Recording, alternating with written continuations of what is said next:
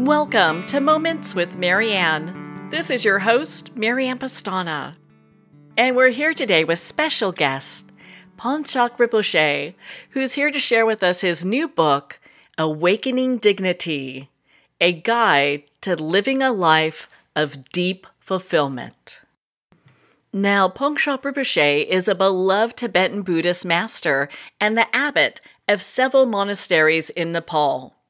He was recognized at the early age of 1 as a reincarnated Buddhist master. He travels the world teaching in Buddhist centers, universities, and monasteries. And we're so delighted to have him here with us today. So let's welcome to the show, Phakchok Rinpoche. Thank you. What an honor it is to have you here to talk about this book. What inspired you to write this? I met a precious teacher in my life that humble at the same time. They don't lose their presence. So I'm very inspired just meeting these special teachers. So that's why, that is the reason behind. And second, personal reason is I think many of us, we go through same going through transformation in life. So I had the experience of sometimes low self-esteem, sometimes people judgments and judging yourself and all that kind of confusions. And I think almost all of us go through some of the degree. So finding my example of my teachers and meeting them and seeing them, the most amazing part is humble, sincere, and down to earth, but at the same time, they don't lose their presence and dignity. And that is the really inspiring for my personal. So that is the one reason, personal reason. And so throughout my journey, my own path, so whenever I give talks and speech, and I always highlighting dignity in the talks, more than sometimes compassion or meditation or present moment or love or kindness, like that. So Professor Suchin heard many times about the dignity. So Professor Suchin said, this is very, very important that and need to bring down to the book. Then I say, okay, that's very, very good. And that is my personal, actually, kind of journey. Seeing a little bit progress of myself and seeing complete progress, completely presence of dignifying and sincere and completely down to earth and nothing to lose. That kind of people that I met. So that is really inspiring. I found your book to be completely inspiring. I learned so much. And I would love for you to share with our listeners at what point, just on your path, like when were you recognized as a reincarnated Lama? When I was 1 year old, they recognized me as somebody, some special kid or something like that. But the real transformation of my dress and name when I was 8 to 9, somewhere there, and they shaved my hair and they enthroned me, basically. Well, it seems that your book contains such great wisdom. It's easy to see that correlation. And I really love how your book started off making it just really easy. I mean, you talk about this person that comes to you and is asking for advice because they just don't feel that they're in this place where they have any dignity, but they look like they have everything. Mm-hmm. I think 100%, in 100%, I'm going to give 95% the credit, all that my journey to my precious teacher. And 5% is my own experiences, all the people that I met in my life who are nice and who are a little bit not nice, and all of that give me such a experiences. And the guidance of my precious teachers and important points guide me in my life. And so really, honestly, it's all their kindness. It's all that wisdom brought down. Well, thank goodness we have people like you that are sharing this, because I feel like so many people are learning so much. And we talk about people who just don't feel good enough, and you started with that a little bit. You talked into how we have these kind of thoughts. What do you think drives that? I think it's not negative, honestly. It's actually is a kind of positive. But that driving force, I think, is actually does not come from ignorance, but I think it comes from wisdom, because our innate nature is completely perfect, and dignity is already present. Loving kindness, compassion, and peace, all this great word that we use in all the spiritual world and non-spiritual world. For humankind, I think this all arising from the nature, from all of our beings. So now our affliction mind, basically complicated mind, searching for something, then the wisdom time to time shine through, then we confuse. So now then we always look for, we are not perfect and we need to be perfect, or all other different questions and searches. Then we think, I think is actually not negative. I think it's actually very positive. So when we talk about awakening dignity, what does that really mean? Actually, awakening is more like reconnecting, or you can say re-reminding or reconnect to our own nature. So awakening is mean the complicated mind to recognize that actually it's not a really big deal, not that difficult to handle, the complicated mind that we have, and actually we can see the nature quite easily. So that is mean awakening. It's like we have a nightmare, and a terrible nightmare, but to really get out from that terrible nightmare looks like permanent, but you just need to open eye and just awake. And that simple steps makes you terrible permanent suffering going to be changed within few steps. So I think awakening dignity is like reconnecting towards our nature. It really feels like that point of remembering who we really are. Yes. How would you say that dignity in Western cultures is different from those of a Buddhist perspective? The Buddhist perspective of dignity is actually free from self-centered, and Western perspective of dignity is all about self-centered. So I think the biggest difference is that. So when I say to realize a nature, to all our nature is perfect, at that moment, I don't own the nature to me. It's not my nature. It's not me. It's not anything. It's nature. So you are not seeing part of it, or you're actually seeing the whole of it. So when you say it's my nature, you actually sort of, making the nature as diluted, as a self-centered, self-focused, self-centered. So I think the biggest difference in the Buddhist perspective of dignity is centered on yourself, and Western dignity, I think, most of the time is focusing on yourself-centered. I think that's so interesting, and making that shift. Do you feel like more Westerners today are looking to make these changes to move from that self-centered? I think the whole world, for thousands and millions, thousands of years, everybody going through that transformation journey, whether east, west, south, north, and but now Western is more interested because now we have these technologies and internets, and the information is getting everywhere in the world. So the Western people have much more exposure. So now they can look differently.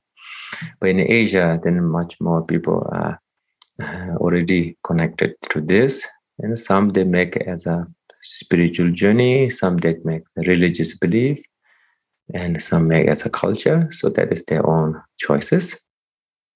And I know in your book you talk about that we're inherently wealthy. And I'd love for you to explain that for our listeners, because I think sometimes maybe some people aren't feeling very wealthy, especially now with everything going on. Yeah. Actually, for me, it's very simple to understand. It's just going to, when you walk on a beautiful natural forest, walking trail, at ease, whatever you see is actually very inherently clean and inherently is quite nice. The water is clean, serene, and all that. So actually, our nature is when you live it as is, our mind, the reflections. So how to live it is actually just stay in the moment. Is very easy to understand for Western thinkers, listeners. Present moment, mindfulness, but we have many different ways to say, but basically just letting be as it, then everything becomes more serene and clean by nature. You don't need to clean. Look at the world. We try to clean, but we don't need to clean. We just leave it to the nature. It's actually going to clean up by itself. So I think the best example is just look around you. The natural forests are beautiful. Natural water is more serene and clean. So our human being always damaging everywhere. So similar to ourselves. That is the real begins to ourselves. We make more. It's a simple solution to the problem, and we make such elaborate. And understand, they say that, and correct me if I'm wrong, we're kind of mirroring what's happening in the environment around us. Exactly. Yeah, that's it. That is I think everybody. Yeah, everything's like that. Whatever we are ourselves, I see this to me. We are very complicated. We make ourselves very complicated, and we try to solve the complicated and more complicated antidotes. So that becomes more complicated. So actually, it's a very simple. Just being in the present moment is the easiest way, or letting go, resting at ease is actually the solution. It seems that we want to make things so difficult, as it just complicated, as you were saying. And so we're looking, as you said, for these elaborate answers to things that, from your book, I learned if we just get to know ourselves and slow down, things start to even out a bit. I think sometimes when human beings becoming more knowledgeable and thinkers and all that, we always assume that our emotion is very, very complicated too. But actually, our emotional is actually not that complicated. We make it complicated, but actually very easy to deal with. So why we feel so difficult about it? Because we have now empowered. We are the people, we ourselves empower our own emotions, whether it's positive or negative. So we empower that emotion is so important. So now we need to find a solution, more important, more elaborate. So that is what is happening. In our dignity, awakening dignity point of view, make that more simple, make more easy. It's your mind, it's your emotions. It's nothing difficult. Just learn, reflect, let go. Quite a few steps only. I know in your book you share about an experience you had when you were when you were experiencing learning about yourself and about happiness and anger. And I found that so fascinating, because I think so many people go through that, where they're having these issues where they feel like they're on the roller coaster. I'm happy, or I'm angry, or I'm upset, or these different things. And they're looking to have that just smooth, even keel and get to this place where they can not let the outside world affect them so much. So how do we get there? It's actually we are already innate. We already have that nature. So it's just to make ourselves, it's not that difficult. Our nature is pure, our nature is profound. So we need to begin with that. I think is the most important. Then we use some exercise to reflect our mind and our behaviors, our habits, then slowly using some other exercise of kind of meditation to letting go or staying in the present moment, and just slowly by slowly, and always reciting a mantra that our nature is perfect, our nature is already have dignity, nature is inherently is dignity. So that is the very, very important. But the one most important that I want to remind to and make more clear, that nature that I'm talking about, all our natures, is not created by anyone. It's not created by you, not created by him, not created by no one. It's when it's created, then it's not nature. So it's uncreated, inherently presence and loving kindness, calmness, and freedom is free, is actually present. So the main point is you need to find within yourself and just go through the process. It's not going to be the same, everybody. Everybody have different time and different process. So we don't compare with anybody. You just go through your own process, use the techniques, use that exercise, and go slowly by slowly progress. Yes, I love how in your book you have dignity training, and I really paid very close attention to that. And I like how you say it's our own separate process. We're not racing with somebody else. Yes, everybody is a unique. Everybody has a quality. So everybody has a different time to process. So in your book, you talk about inner dignity. So what are some of the steps we could use to cultivate that in our everyday life? I think the most important part, the inner dignity, when first you need to recognize, I think the most important part, because right now our confidence in life, we think is dignity, most of us, but the confidence is very much infused with our self-centered ego. So it's a very much pride. Pride does not go along with the humbleness. So what is the big difference of inner dignity is when you have some glimpses of experience of dignity, like a little bit self-confident, then when you put yourself very humble, put down completely to the earth, lower than the Lord or every existent being, that time you don't lose at anything. You don't feel fear, you don't feel uncomfortable, you don't feel low, or you don't feel anything to lose. That means you have experienced the inner dignity. So that dignity can be very useful in working life. When people treat you something negatively, it's not going to be affected that much as when you are proud, confident pride, self-centered pride. So that is the big difference. So we need to know slowly by slowly the differences through our own experiences of inner dignity and the self-centered confident. That means called pride. That is a big difference. So that's why the most important tool that I think is the most easiest is when you put yourself the lowest and lower, you don't lose at anything. You don't have feeling of losing, and that means you are not self-centered. That confident is now through slowly becoming. You can say, I have inner dignity is now shining through, but not the self-centered. So the really measuring tool is putting yourself humble, being humble.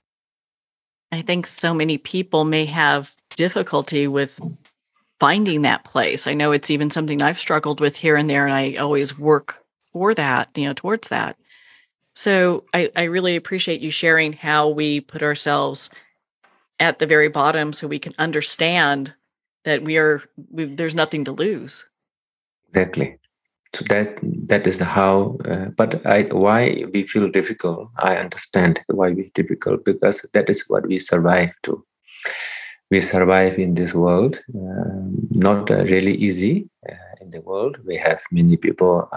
Some people lie, some people do backstabbing, some people scold you, some people mistreat us. Sometimes you being humble and nice, you don't get things what need to be done, and when you need to be harsh and a little bit more angry temperament, and then you can see the work done faster. People more pay respect, or people more put attention to you. So we experience that so many times in life. So we think that is the tool that we need to use it. But that is actually becomes more and more become habit, then becomes more difficult to change. Then we becoming more unhappy, and we create unnecessary problems with our loved ones. Yes, that unnecessary suffering is created there. Mm-hmm. I know in your book you talk about that the Buddhist path can be divided into categories, mind and its nature. And I'd love for you to share a little bit about that with us. Mm-hmm. Basically, when we practice in life, we use our reflection to check ourselves. Like first, I like to say in the book, mirror of heart, know yourself. So this topic is very important, that to reflect and check yourself. I can say that in the Western country now, more people doing more meditations. But sometimes I like to say, just doing meditation can be blind. Meditation is blind sometimes, actually many times. So we need to use reflection, knowing yourself. Know yourself meaning checking our habits, good habits. But very important, need to use the right way. So noticing our faults, noticing our qualities, but don't judge. The differences that I like to say is noticing is you see it, but you don't have extra emotion. But when you judge, you have extra emotions, such as, I have good quality. I'm so happy with myself. Wow, I have this quality. Or opposite of that, oh, I did the mistake. Why I did this? I feel so sad. I'm so bad. And all that kind of extra emotions, arises through judgment. But noticing does not produce any strings of emotions. So that is the difference of reflection.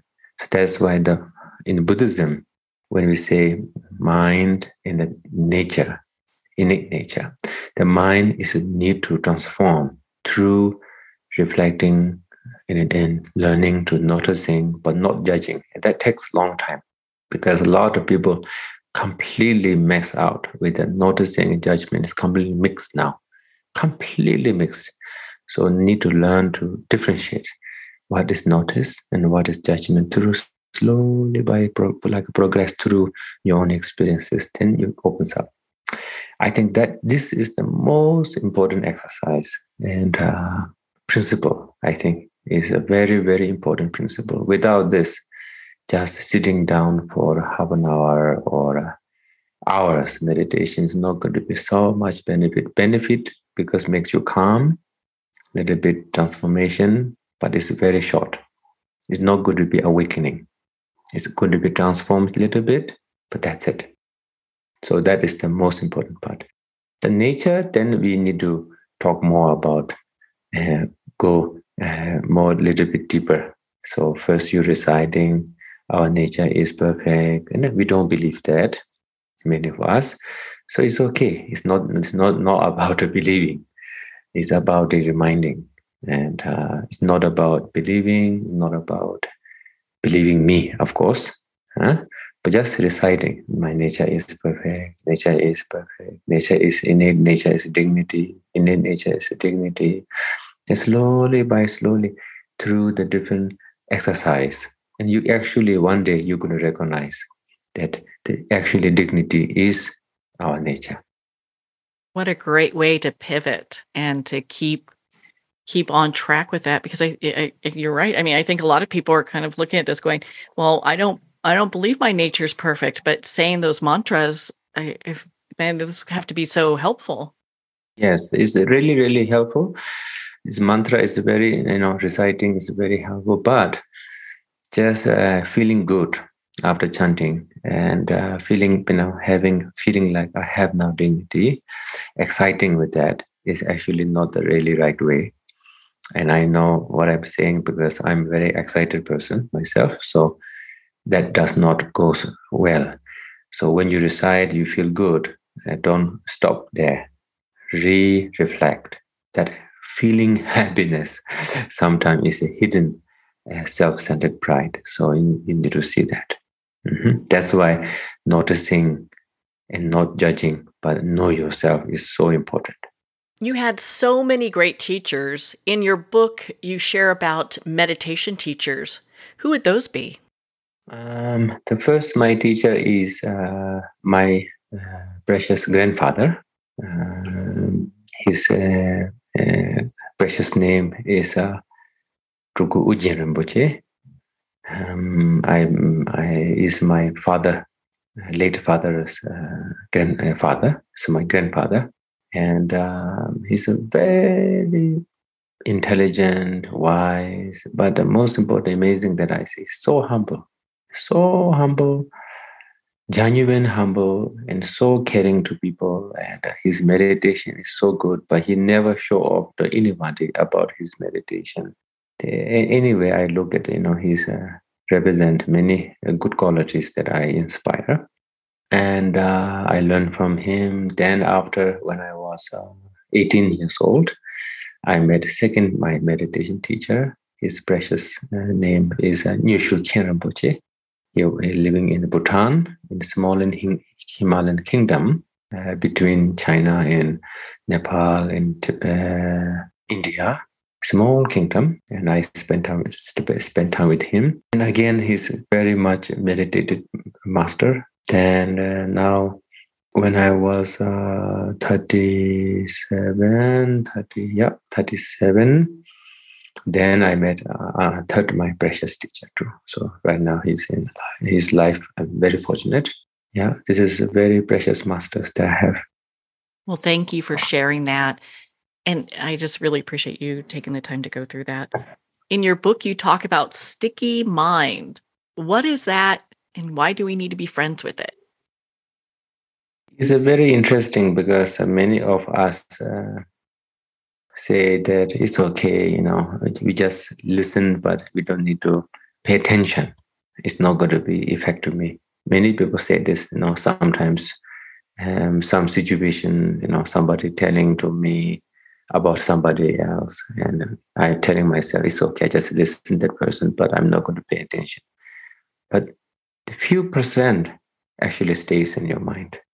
And that affects how you think, how you say, how you judge, how you do things. So you right away judge the person by the information that you heard.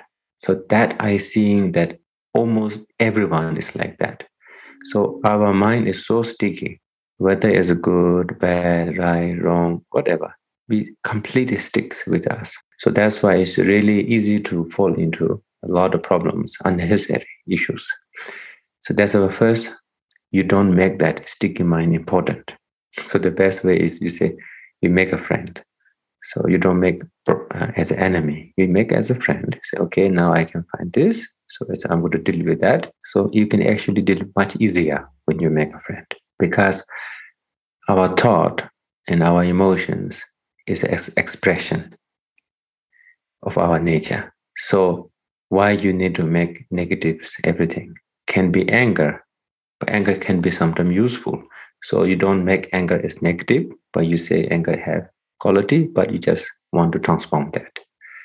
Don't want to do any particular excuses to do negatives, but I want to transform, but through making friends, not making, empowering the negative thoughts to make more powerful. So does sticky mind, is that like the root of our negative emotions?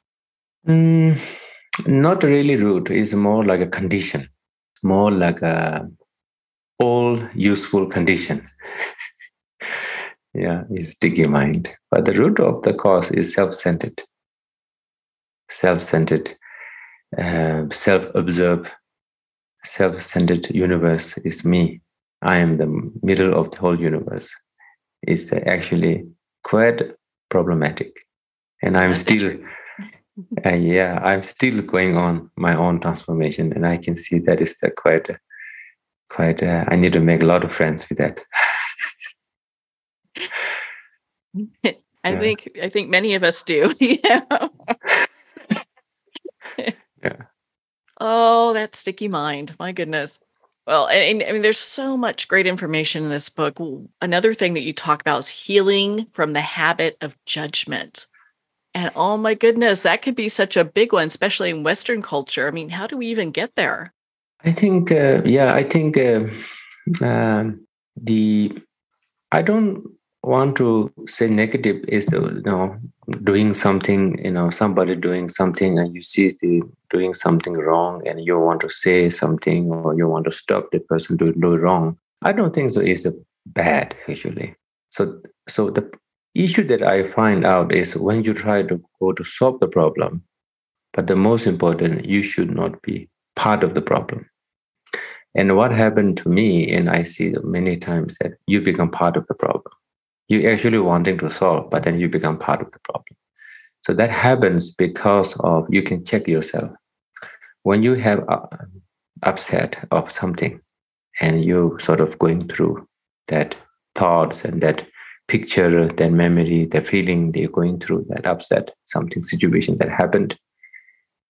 And you're actually telling yourself, it's okay. Just let this thought go. Let this memory go. But still comes in. And you how much you try, it keeps coming in, slowly seeps in. So you can see that you're actually becoming more part of it. So you say, it's okay. I'm going to make friends with you. I see you. I'm not going to judge anything. Okay, now I'm going to chant my own mantra. Nature is dignity. Nature is perfect. Nature is perfect. Nature. So you recognize, you notice what is happening to your mind. Just let them be. That is how you make friends. So now you start judging. Oh, I cannot let go. Why I cannot let go? Why is so problem with myself? That again, empowering. That situation happened, but you're actually empowering that situation more difficult to handle. So looking at that, now you see somebody's doing somebody problem, then you can see that it's actually, you can see that same situation that happening with our mind, with innerly, you can look at them outwardly. It's exactly the same thing. So many of the time we become part of the problem, not the solution, because we judge. Then we have self-centered and our mind is sticky. Then we judge, then we become part of it. I find it interesting because once we start getting into that place of judgment, that's when we then become more engaged or a part of the problem because now we are there. Mm-hmm. Yes. Then when you have self-centered and judgment and sticky mind works very, very well, then we don't see the solution. We don't see the solution. We always say, I see the solution. And that is actually the self-centered, egoistic pride saying that. And who doesn't have pride? Everybody has it. So now imagine you have this, everybody has protect our own pride. So we're going to do all the, we need to do all the things to protect our own self-centered pride. It's so fragile. It's a glass box, glass house. So that's why we really need to recognize nature is perfect, nothing to lose. Nobody is created, no nature created. Nature is present, perfect. So you recognize that more, and then you don't feel your mind is not going to be so sticky, your judgment not going to be so strong. So, how do we get to a place where we can then love courageously for the things that maybe our sticky mind is trying to get us to think otherwise? Because I can see that, I can give you a very short answer, but just want to give me a permission to say a few more words or a little bit more explanation. Of course. Okay, so when I see the world, especially in the West, there are so many people interested in yoga and spirituals and meditations and mindfulness, and now slowly compassions and all that. But actually, when you don't have no dignity, non-self-centered, non-judgment dignity, actually compassion does not improve, progress gradually. Without knowing dignity, meditation does not work how the meditation should work, but it's not going to work fully. Without having dignity or experience dignity, your decision making in life is not going to be profound. I'm not going to say that dignity is the only answer, but I'm going to say that dignity is one of the pillars of the spiritual improvement. But I don't hear much the influence. I only hearing compassions and mindfulness and meditations and yogas and all that. But what about the dignity? What about reflection? What about the mind, sticky mind? What about how to notice without judgment? What is the way to do it? So I think to combine all that perfection, to increase the compassion gradually and really immensely without losing anything, or love someone who really, really no need to be fear to lose it or whatever, is actually inherently pure, inherently nature, inherently perfect. It's something that is you don't have nothing to lose, because it's not created by you. It's not created by anyone. So it's completely inherently perfect. So with that, you don't lose it. When you make something new, you worry about losing it, or you worry about getting less. But it's inherently perfect. There's nothing to go less. It's limitless. So that's why when you say compassion, I always refer innate nature is compassionate. Wisdom, innate nature is wisdom. Happiness, innate nature is inherently happy. Innate nature is inherently dignifying. So now you look at the compassion, it's already limitless. Now you look at the happiness, it's limitless. So how you identify all that things that we search for, I think that we're looking a little bit sideways, but you should look at it more inherently, uncreated, perfect. Then I think you're going to be in the right way. When we cultivate compassion and loving kindness, like true compassion, does that require that we also use wisdom? 100%. 100%. When I look at compassion, I can look at compassion as a whole human being body. So to function body correctly, you need to have different organs to function correctly. Like that, compassion is actually part of one organ. So you need to have different part of other organs to function. So definitely you need to have wisdom. Definitely you need to have dignity. Definitely you need to have loving kindness. Definitely you need to have sympathetic joy or joy. So compassion need all that to be perfected. In the Buddhist traditionally, when we practice compassion, we need to practice all other entities. This part of the practices needed. Just only take out compassion, not going to be perfect. You have so many stories in your book that help us understand all these different points that we're making today. Do you have one for compassion and love in action? First and most important, I think we need to recognize what does mean compassion. I think the beginning of introduce compassion to our own self is in a sympathy. So in a sympathy as a, the really poor guy, I need to give him, something. Who is searching for something, I need to give him. So that is the beginning of introducing yourself. What is compassion? But the real compassion begins when you put yourself at other people's place. So one time one time in America, I love coffee. And normally I don't drink much, but that time somehow I'm drinking almost every day for over a month. So every morning I need to drink a coffee. So I become a little bit habit in that time. So one day I walking on the street, so I throw half of my coffee on the dustbin or the garbage area. So there one person walked by, he took it, my half left coffee, and he drank.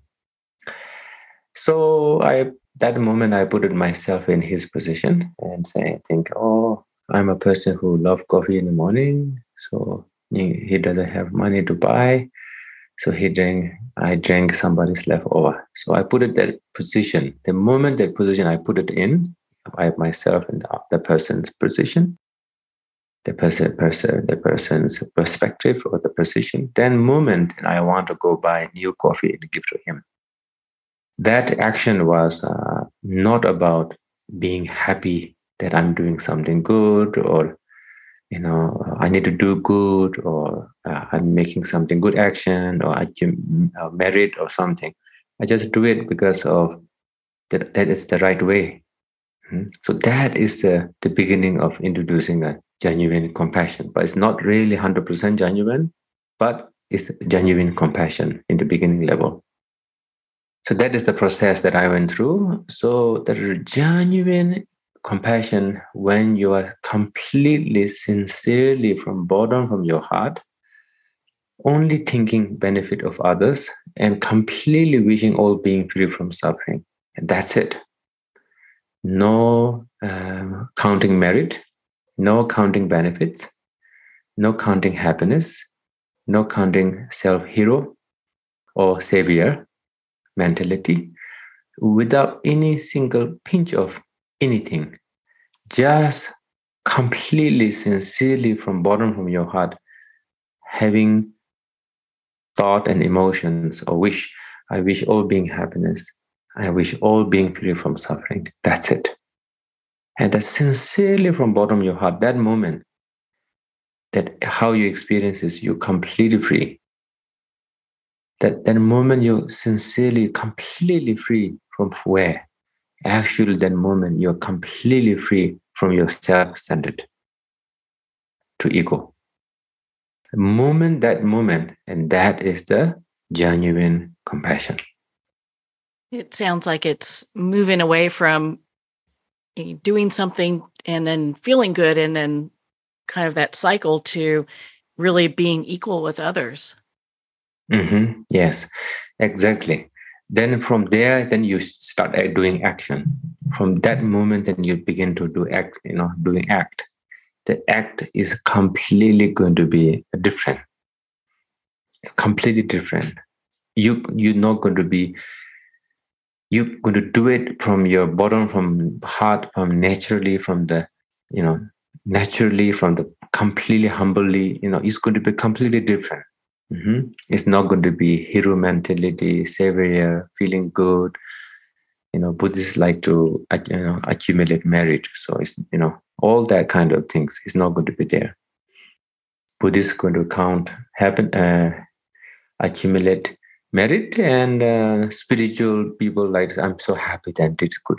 So counting happiness, counting merit, counting benefits, all going to be free. So it's going to be quite important to understand.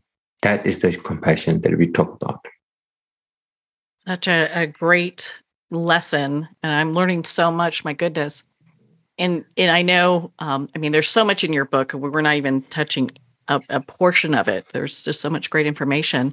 You also talk about carefree ease. What is that? That is something I think many of us, we cannot relate it easily in the beginning, but is a very important guideline for people who want to meditate or want to practice awakening dignity or want to practice compassion to reflect yourself and transform, something that you want to measuring tool that we need to, spiritual progress or awakening dignity progress is actually carefree ease. So when you experience the genuine compassion that I mentioned to you just before, or innate nature, the dignity, when you experience, so that moment you are completely free from praise. Somebody praise you with you feel happy. Somebody criticize you feel unhappy. You gain something, are you happy? You lose something, you're unhappy. People respect you, you're happy. People disrespect you, not happy. And all these experiences is not going to be diluted to you. It's not going to be influence you. Our mind not going to stick with these situations. So that means that moment you are actually carefree. And the experience is going to be ease. So you're not going to be tense. You actually, the real, genuine freedom is going to be that moment. So that is not created by, this experience is not created by you or me. That experiences that I mentioned to you, carefree ease that you actually mentioned, is actually, you can say, awakening the dignity is expression of a dignity, innate nature dignity. The expression is actually carefree ease. So the moment you say that, I experienced that, through my work of my meditation and my practices, awakening dignity exercise, now I have this carefree ease moment that you mentioned that, then you actually putting copyright by self-centered ego pride to the genuine expression of inner dignity expression. Now you're copyrighting your ego pride, copyright on that. So it's going to be diluted. Moment you experience carefree is you just say, that is in a nature expression. Thank you to all the beings, all the nature. So right away you must be humble. Put yourself down. That is how you let go, maintain the carefree ease without having any sticky mind comes. Oh, I see that. I appreciate you sharing that because it could be so easy for that sticky mind to show up. Exactly. Yeah. So that's why I want to say the detail on that, because I know many of us we're going to go through this. So I better say now. So yeah. Oh my goodness. Well, Phakchok Rinpoche, it has been such an honor to spend this time with you. Thank you so much for making the time to be on the show with us here today. Thank you very much. And thank you, Marianne. And thank you, Professor Suchin. And thank you, the Shambhala. And thank you, and all the listeners. And I wish all of you be happy and free from suffering. Thank you very much. Well, thank you, Phakchok Rinpoche. It has been such an honor to spend this time with you and to talk about your new book, Awakening Dignity, A Guide to Living a Life of Deep Fulfillment. If you'd like to connect with Rinpoche, you can at his website, which we'll have on our website, mariannepastana.com. You can also learn more about Rinpoche and his upcoming events, teachings, and charitable activities at his website. That is spelled PHAKCHOKRINPOCHE.org. You can learn more about Rinpoche and purchase Awakening Dignity at Shambhala Publications. That is shambhala.com. The book's also available at Amazon, Barnes & Noble, and all indie retailers. Remember, support our indie bookstores, and if you don't see it on the shelf, just ask for them to order it. Well, we're going to pause here for a quick moment. You've been listening to Moments with Marianne. We'll be right back after this message.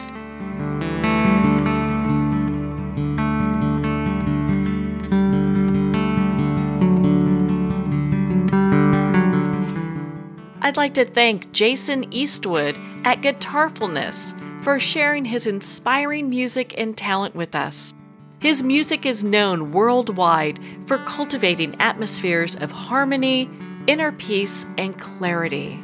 Visit Jason's website at guitarfulness.com. Join his newsletter, be part of his community, and download his music.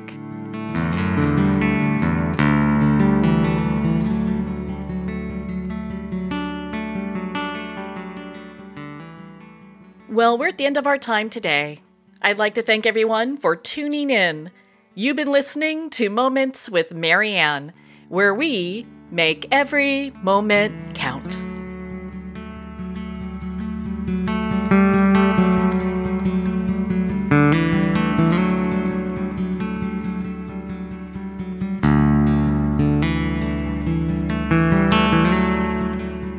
In a single moment, your life can change. Moments with Marianne is a transformative hour that covers an endless array of topics with the best of the best. Her guests are leaders in their fields, ranging from inspirational authors, top industry leaders, and business and spiritual entrepreneurs. Each guest is gifted and a true visionary, a recognized leader in her own work, and while teaching others to develop, refocus, and grow, Marianne will bring the best guest and sometimes a special surprise. Don't miss this. You never know just which moment will change your life forever. Make sure to tune in and visit momentswithmarianne.com for more information.